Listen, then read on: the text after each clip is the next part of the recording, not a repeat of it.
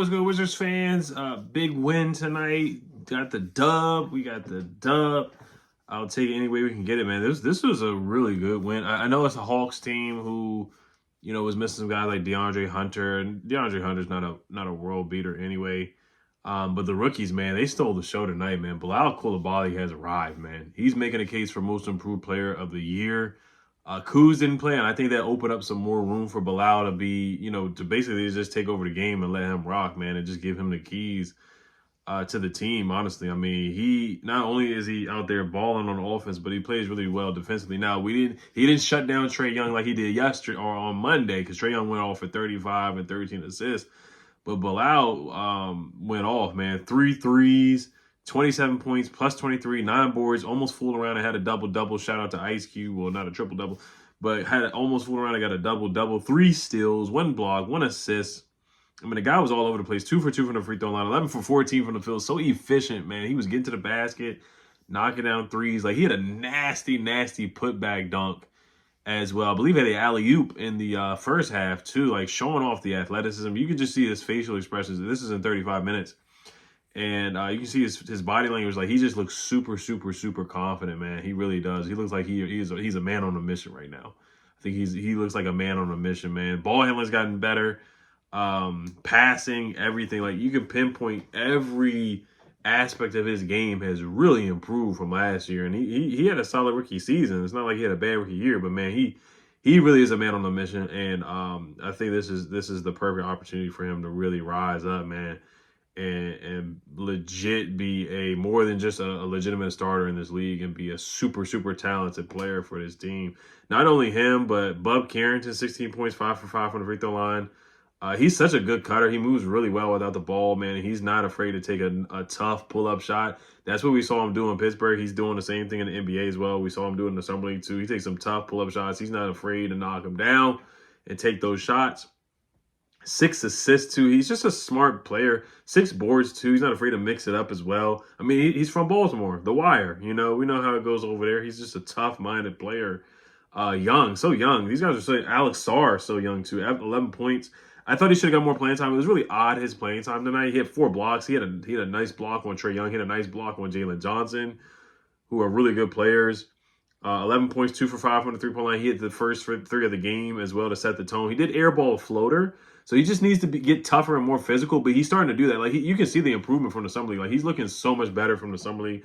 A lot more confident, trying to mix it up a little bit more. Hit a nice shimmy move on Capella as well, little Hakeem, the dream move.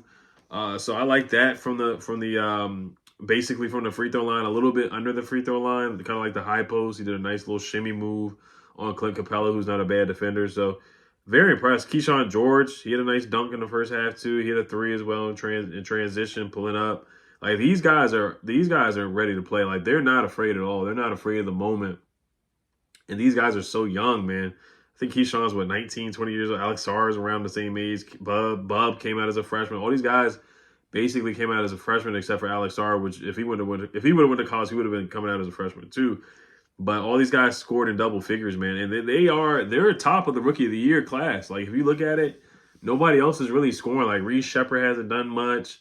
Stephon Castle, like, he hasn't done much so far. Like, Reese Hache has been up and down. This is Reese Hache's best game. He has 17 points so far. I know it's only been 4 games, but, if you look at the rookie race, like, all 3, I think Bub Carrington, he's leading all rookies in scoring at this point. And these guys can play. Like I said, I love their fundamentals. Like, they move so well without the basket. Valanciunas is making this team better, too. He's such a good, savvy veteran. He's a dog. He's tough. He's going to go in there and board. He's going to score. He hit a 3 to start the game when he got in, 22 points. Like, he made a nice little ball fake, went in and dunked it and started screaming, like, flexing on him and whatnot. Like, Valanciunas was a heck of a pickup. Jordan Poole tonight, man, he's playing so much better than what he did last year, too. 24 points, plus 14. Ball movement was great tonight. He had 9 assists. Bub with 6 assists. Valanciunas with 6 assists. I mean, like, crazy passing numbers and 8 boards tonight, too. So Valanciunas had a heck of a day out there, too. Corey Kispert, 4 3, 16 points. I mean, this was an all-around game. 7 guys in double figures. This was an all-around team game. This was the definition of a team. Jordan Poole, 8 for 8. He was getting chippy with Reese Hache. They got a double technical. Jalen Johnson got a technical. So we took advantage of those technical free throw opportunities as well. So I like that. Valanciunas 5 for 6. We were 23 for 25 from the free throw line. And any night you shoot 92% from the free throw line, that's a winning formula. When you shoot 42% from the three-point line, that's a winning formula as well. Let me look at the rebounding, because last year we were such a terrible rebounding team.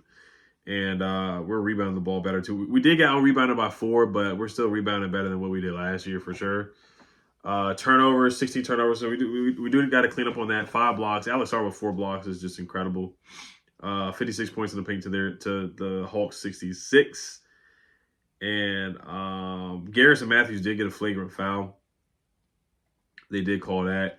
And we held the Hawks to 30% shooting from the three-point line. So that's really good defending the three-point line. Last year we were awful defending the three-point line. So a lot of improvements, not minimal, but good improvements that we're making so far to start the season. I know the end game is Cooper Flagg, Ace Bailey, guys like that. I know it's the end game, but if the young guys are playing well, I don't mind a win. If Keyshawn, Alex Sarr, and Bub are playing well, and Bilal is playing well, I don't mind. I don't mind a win here and there. I don't mind a win. As long as they don't get over 20 wins, the over-under is 20. I think they need to stay below 20 wins to guarantee a really, really good lottery spot, because that's the end goal. We gotta get either Cooper Flagg or Ace Bailey, one of those guys.